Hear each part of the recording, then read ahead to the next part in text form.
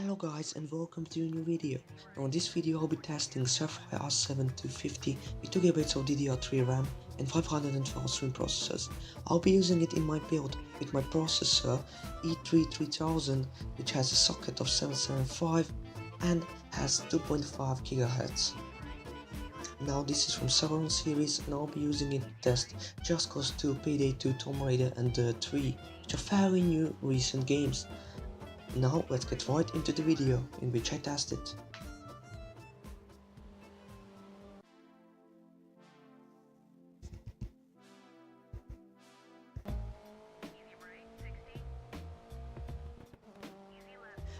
Now the first game I tested was Just Cause 2. Now this game is fairly recent, even though not the newest newcomer in the series, as that is Just Cause 3, but I still believe that not any desktop PC can handle this game, and this card has proven itself on this field as it can run it at around 28 FPS with fraps recording on, and without fraps it can run around 35 FPS. And I think that's fairly enough because all the settings are tweaked on highest, and I think that's all I have to say, as the gameplay is fairly smooth, there aren't any frame drops, and that's it. Now let's move on to the next. Now the second game I tested was Payday 2, and this game is a little bit more weird in a way, as with fraps it runs as if it was locked on 31 FPS, it didn't go below, it didn't go up. Well, at one point it reached 30 FPS, but it didn't ever go near 28 or 29, so it's weird.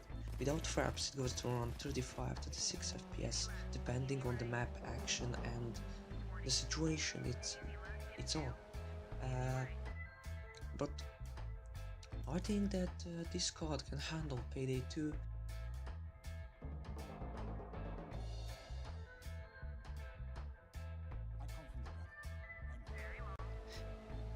Now the next game in our list is Dirt 3, which ran at around 28 FPS with fraps recording, and without fraps it goes to around 35 FPS, 40 even, depending on map situation and how many cars are there on the field for car to render.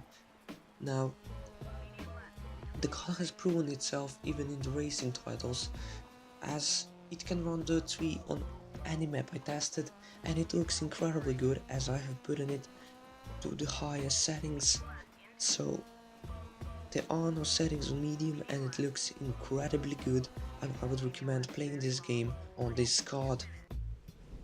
The next game on our list is Tomb Raider.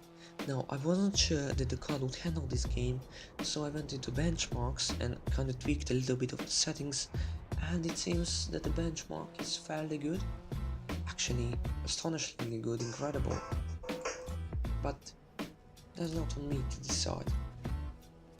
So I loaded up the game, and to my surprise, it ran at around 30 FPS, which is incredible, I guess, and there were quite a few drops to 20, even 15 FPS depending on situation, but that was only when the fraps was recording.